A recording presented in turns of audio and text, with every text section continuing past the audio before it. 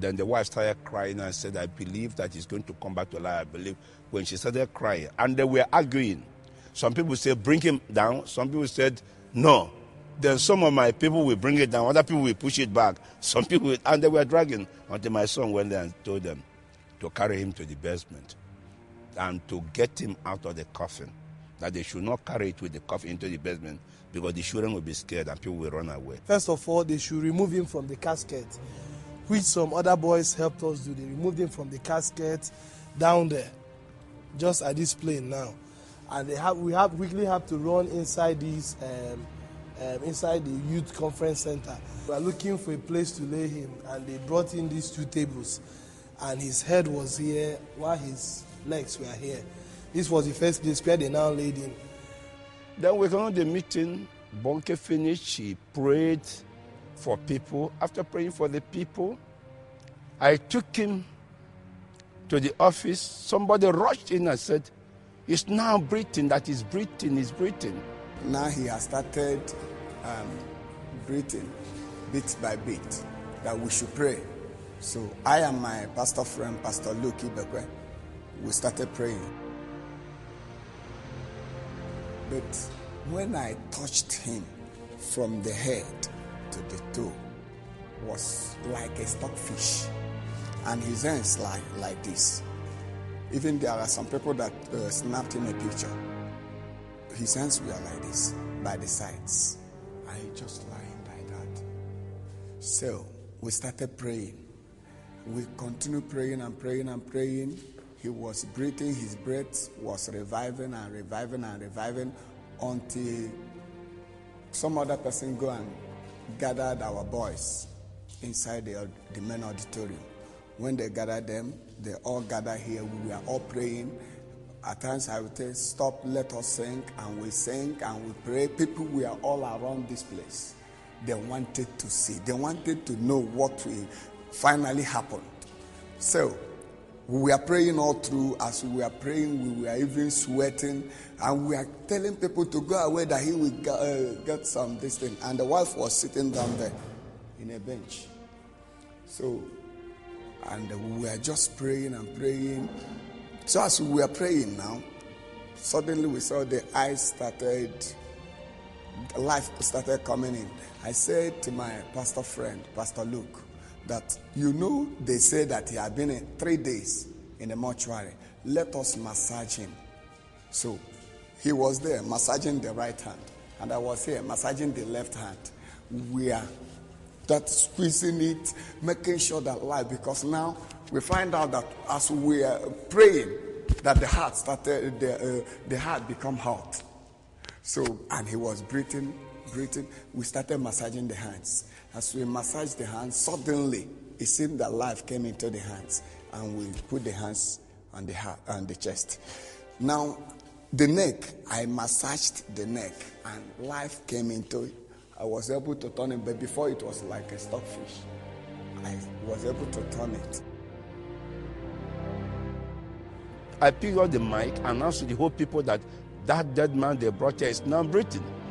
And the father interrupted my announcement and said, although he's breathing, his body is still like iron. Suddenly, people shouted for me to turn to see why people are shouting, because they were all there, filled up all this place. They want to see. And when they shouted, I saw this man jumped up. When he jumped up, I abandoned the person I was with. And I rushed and I grabbed him just like this. When he started breathing, suddenly he jumped up. One of the men in deliverance grabbed him. Then he looked around. Then they decided to carry him up because people were jamming into the place. Then he asked for his file. I find out that if we keep him here, people may trample upon us. I say, let us take him upstairs. And we follow through the staircase there. And we go. At the edge of the step, he said, water. He demanded for water. I was shouting, bring water, let's give him water. And as they were delaying, he was asking me, my file. And I said, that is the file the enemy is using to accuse you. Just cool it, you will understand. As we carried him to the Pastor Chris' office under the fan. We keep him there, and the fan was rolling. He was still asking, where is my file? You see, and after which Mommy come in there, he said, here is too compacted, that we should take him to the main auditorium, that he will have enough air. So we take him to the main auditorium, people throng. Suddenly we saw people coming in from the outside. It seemed that the news went in and people started coming in. As people were coming in there, they saw the same man sitting down.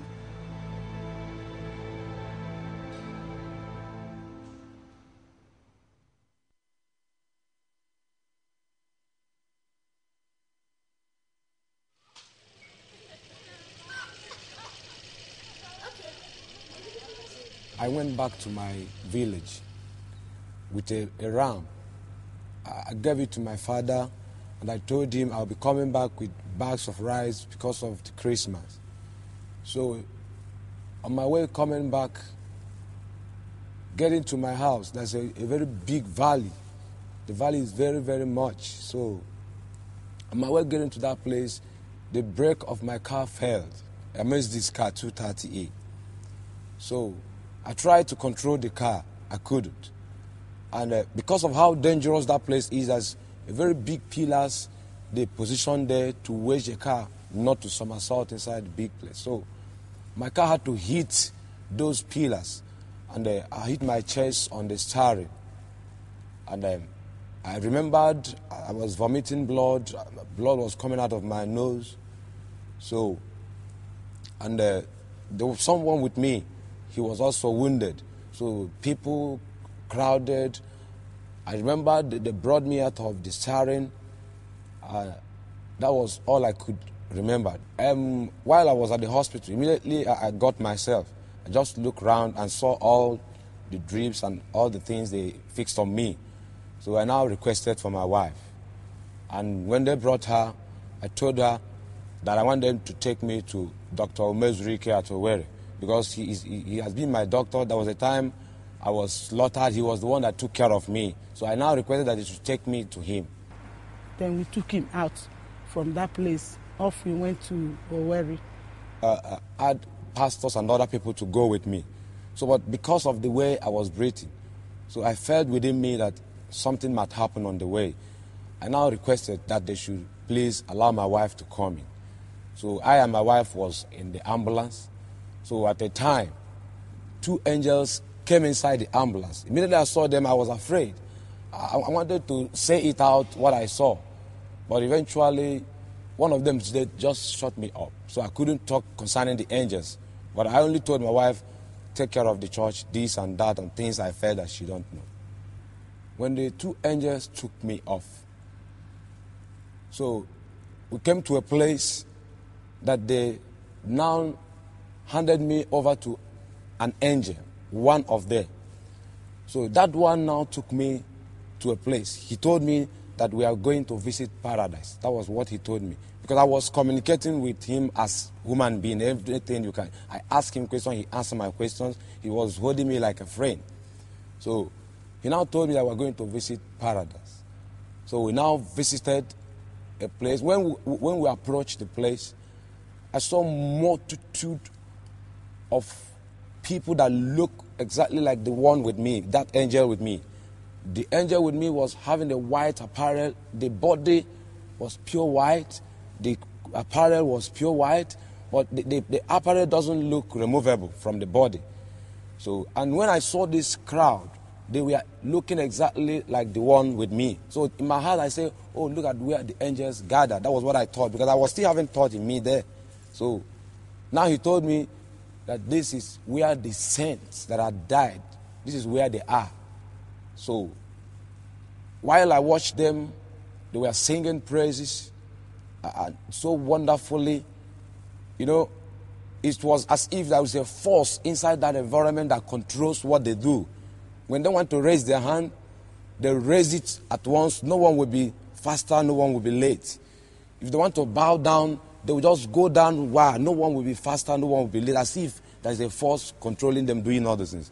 I was hearing a lot of musical instruments, but I never see anyone. So while that experience was going on, in my spirit, I desired it most to go in there to join them. I even made a move. He said, no, I still have a lot of things to show you. Don't go in. So after that, he now said, let us go and visit the mansion Jesus promised. Are you getting what I'm saying? He now took me to a wonderful place. In fact, what I saw there, I don't have anything to describe it. It was so glorious, very wonderful mansion. You look at the building, you look like glass, look like gold, look like whatever. Even the flowers there were looking like gold.